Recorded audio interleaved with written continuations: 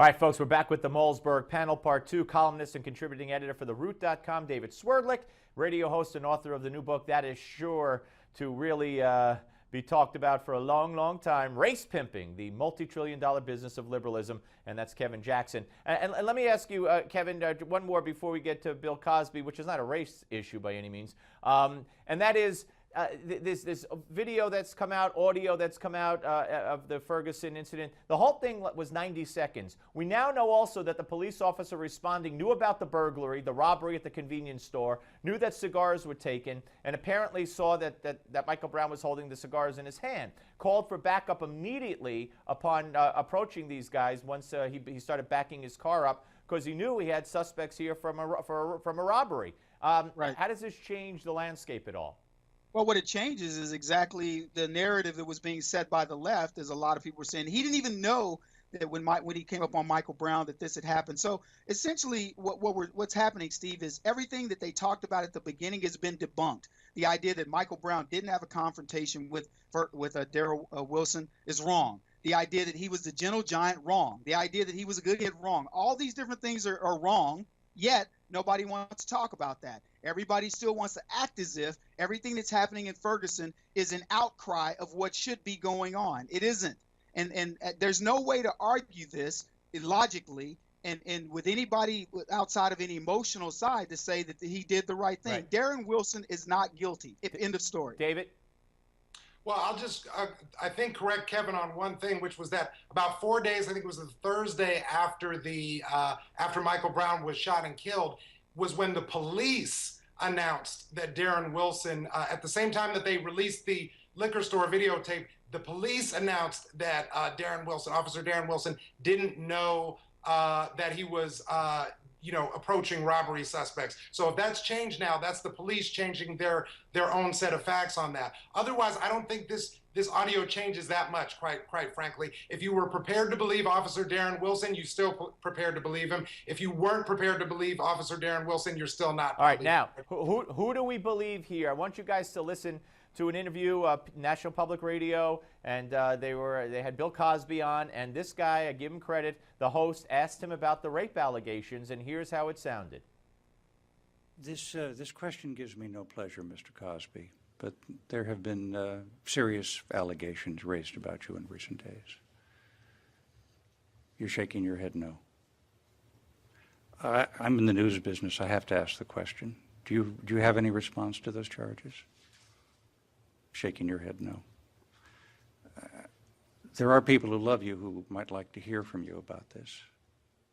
I want to give you the chance. All right. All right, so he didn't answer it. What about it, David? If I didn't rape somebody and I had been accused of rape, I'm going to stand on the rooftop and shout out, I didn't do it.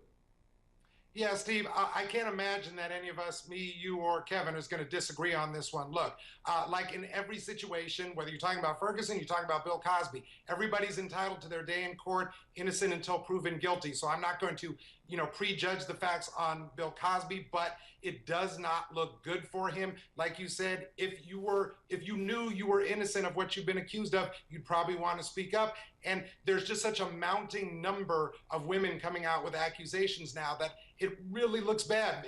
Just in the day and a half between when that interview aired on NPR and now, there was another allegation that was reported in Variety on Sunday with a very similar set of facts. What about it, Kevin? Well, it's funny. Chuck Berry used to take a picture butt naked with a woman that essentially said, you've given me permission, to whatever happens now, we're all in agreement. And it's funny, people used to ridicule him for that because his wife had a bunch of these pictures. And you almost get the feeling like, that's the way these stars have to protect themselves. Look, I don't know how the context of that interview, I know a lot of people want to talk to you about different things, and then it's gotcha journalism. I think it's pretty crass for somebody not to prepare him that, hey, we're going to bring this up. But to David's point, if I'm going to get asked a question directly, I'm going to deny it for sure, if indeed it didn't happen. Gentlemen, great conversation all the way around. Thank you both very much. Might as well. Take care, guys. All right, folks. Boy, a lot covered there. And we'll be back with the executive director of the New York State Petroleum Council, and we're going to talk a little bit of a Keystone right after the break. But first, Social Security is something many seniors have come to depend on as they enter retirement, and more people are retiring.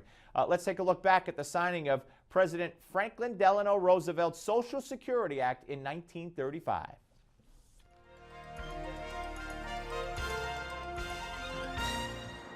Today, a hope of many years' standing is in large part fulfilled.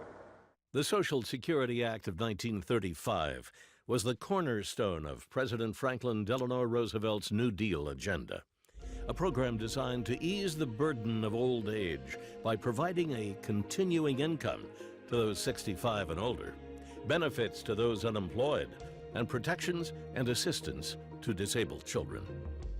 At the time, the program was limited in scope since the average American's lifespan in 1940 was just 63 years.